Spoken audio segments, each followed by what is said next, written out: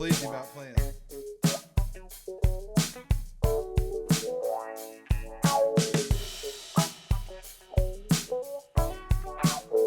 First Fisher for learning.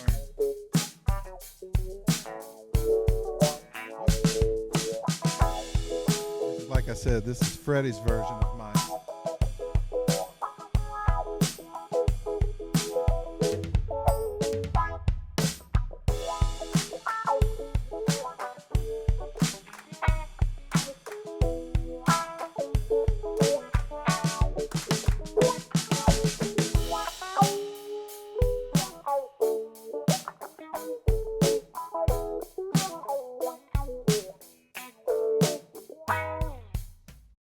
When I first started playing guitar, my mother said, "Son, you really like that wah sound, don't you?"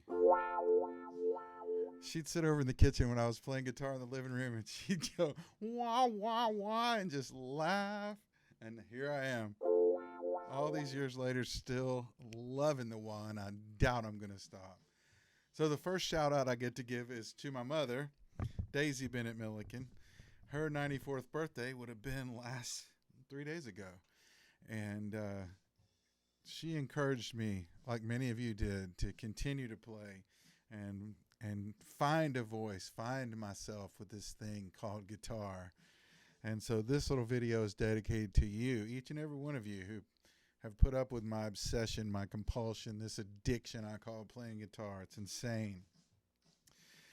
And it wouldn't have started if I hadn't have gone over to Smiling Bill Brady's house 14 Memorial Day weekends ago and walked in on him and a bunch of cats playing guitar, and they were looking for somebody to play with them. And Bill said, "Hey, Fred's here. Dude, do you know how to play guitar?" And I looked at him and laughed. I said, back in the first grade, I took a guitar lesson, and all I remember from that guitar lesson was the lady's name was Ms. Hall, and she had about 40 cats. And as you can imagine, that house smelled like 40 cats. Luckily, Bill's house didn't smell like those cats did. They smelled like different cats, and that's another story. But Smilin handed me a bass, and he said, "I want to teach you how to play a blues progression." I had no clue what he was talking about, but he showed me how to play a couple of notes on the fourth string of that bass, and then to move it up to the third string and slide it up a whole step, which I didn't know what that meant at that time. It was 2 frets. But I slid it up and slid it down and put it on the different string and did that for about an hour and fell in love. I went home that night or the next night, I don't remember which night it was, but I had a dream. I'm standing on stage in front of thousands of people yelling my name, "Alfred, Alfred, Alfred." And I had no clue. I looked down at the guitar and was just stunned. That was a nightmare to me.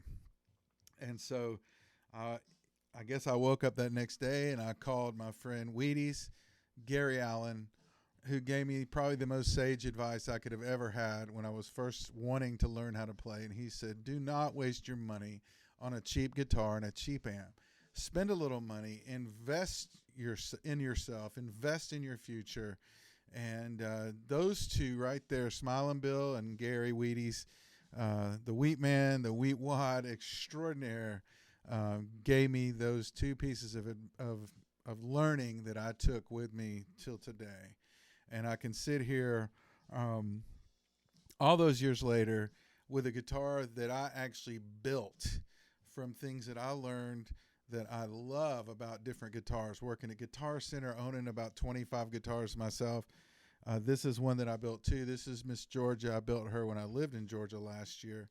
And all these came about because I read my article in Guitar World magazine back in 2006 about Dweezil Zappa taking the Jimmy Strat that his dad Frank had given him and rebuilding it. And when I got to meet and play guitar with Dweezil, I took a master class lesson from him several years back. He asked me about Fred's Fado Blaster, which is this guitar. And I told him the story about how that article inspired me to burn and build a guitar, and he got a kick out of it. And when I brought it to him later that night, he played it and loved it, and it still does sound great. It's in a case in the other room, but that's another story. So that's a pretty cool part of my guitar history.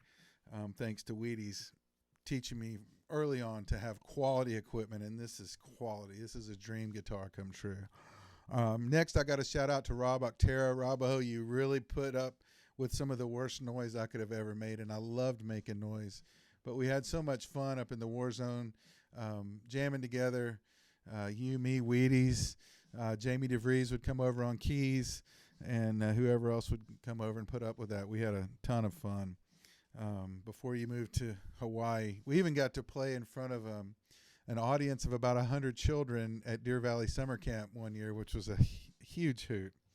But thank you for all those years of friendship, and I look forward to seeing you sometime soon. I can't even think about going on because I'm still thinking about back in 2005 when I went down to Las Vegas and hung out with my buddy Stephen Gruner. And Stephen taught me that not only was the blues cool, but other kinds of music was cool as well. He was into writing his own songs, and they had a different flavor. We'll get to that in a second.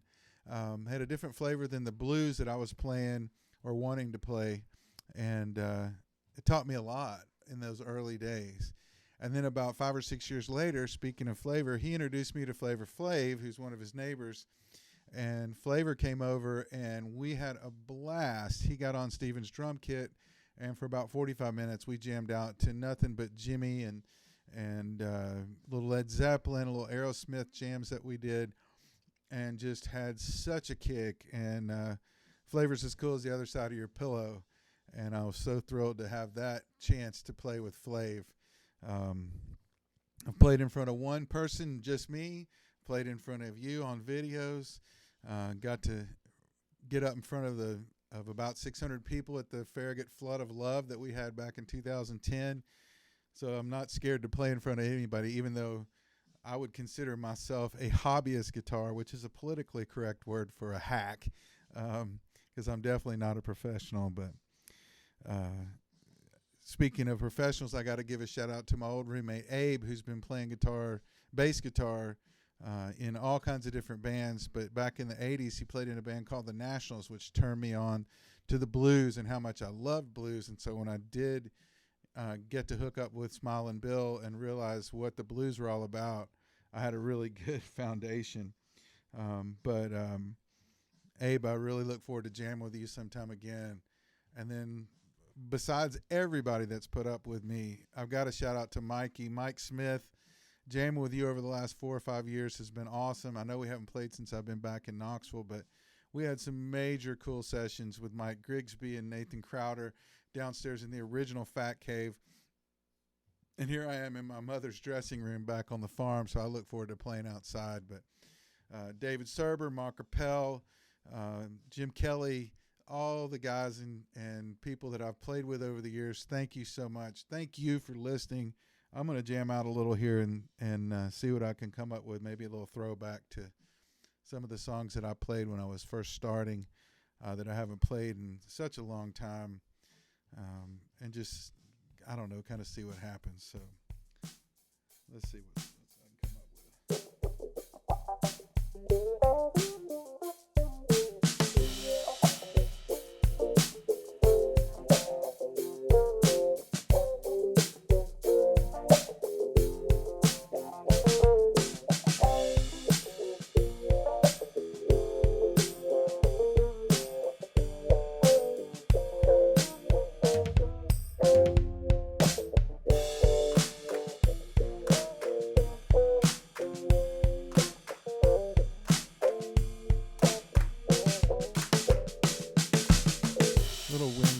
Mary from back in the old days. Wow, I used to love to play that song.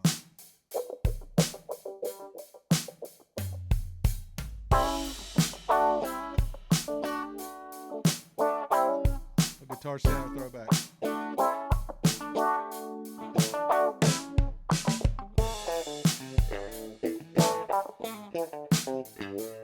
For you, Cat.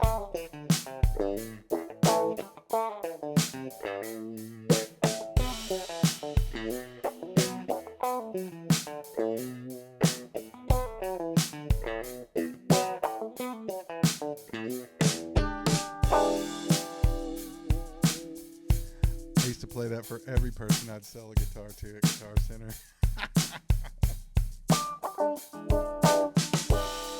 Oh, that chord right there. Is it the E7 sharp 9?